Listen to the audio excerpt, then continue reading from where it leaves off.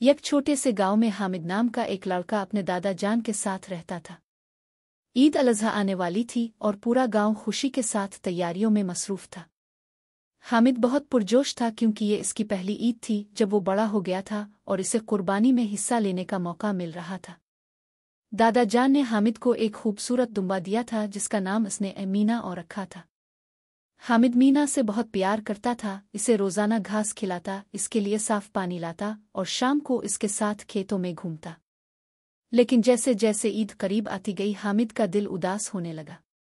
वो जानता था कि ईद अल अज़हा पर कुर्बानी दीनी होती है और इसे अपने प्यारे मीना को अल्लाह की राह में कुर्बान करना होगा। एक रात हामिद ने दादा जान से पूछा, दादा जान, हमें मीना की कुर्बानी क्यों दीनी है? मैं इसे बहुत प्यार करता हूँ। दादा जान मुस्कराए और कहने लगे, बेटा, ईद अल अज़हा हज़रत इब्राहीम अलैहिस्सलाम की संत है। अल्लाह ने उन्हें अपने बेटे हज़रत इस्माइल अलैहिस्सलाम की कुर्बानी का हुक्म दिया था, लेकिन जब उन्होंने अपनी फर्माबरदारी दिखाई तो अल्लाह ने एक दुम्बा भेज दिया। ये हमें सिखाता है कि अल्लाह की रज़ा के लिए अपनी प्यारी चीज़ों को कुर्बान करना होता है।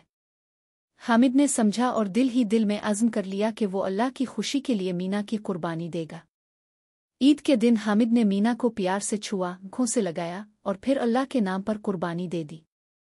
इसके बाद गांव के तमाम गरीब और ज़रूरतमंद लोगों में कुर्बानी का गोश्त तकसीम किया गया। हामिद को एक अजीब सी खुशी महसूस हुई क्योंकि इसने सीख लिया था कि अल्लाह की रज़ा के लिए देने में ही हकीकी मसरत है। इस दिन के बाद से हामिद हर साल ईद अल अज़हा के मौके पर खुशी खुशी कुर्बानी देता और अल्लाह का शुक्र अदा करता। ईद मुबारक।